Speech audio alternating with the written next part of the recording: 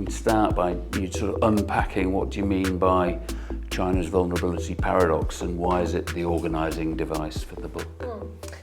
Thank you. And first of all, thank you so much for inviting me here. I'm very happy to be in Manchester. I'm even sporting the 𝗶, if you will have noticed. So China's vulnerability paradox, why is it in the book title?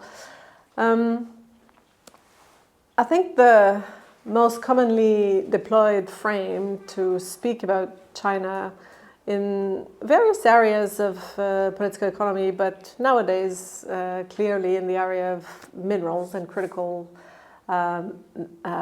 minerals, is the concept of Chinese power or Chinese dominance, right?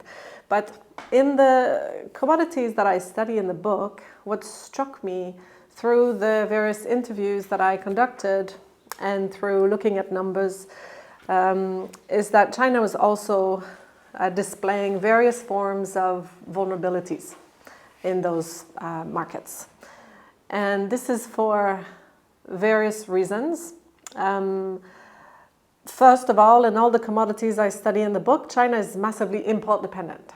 So again, we're used, especially today, to think about China as dominating in those sectors, but that's mainly in the sort of refining and processing stages. But actually in the consumption of raw commodities, China remains heavily import dependent. And the 4 commodities I study in the book, iron ore, potash, uranium, and copper. China is very dramatically import dependent, close to 50% and up in all those markets. So that's one way in which vulnerability shows up. But there's a further couple of ways in which it does. And one of the core concepts that I employ in the book is the concept of market power and market vulnerability. And there, what I mean by that is that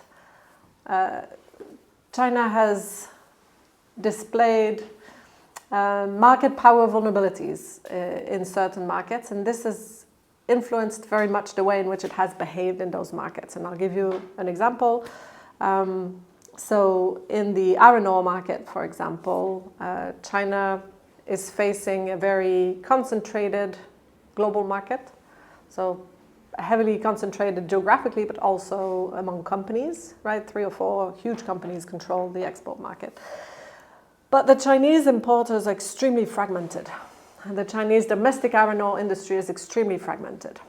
And this is what I look at in the book, is the market power differential and asymmetry, which I call market power vulnerability, which I think has a huge impact on how China behaves in this market. So vulnerability kept showing up. The way my interviewees spoke about their positionality in the markets also made reference to the concept of weakness and incapacity to fully control the outcomes of China's interactions. So vulnerability kept showing up, and so I decided to make it a key concept in the book.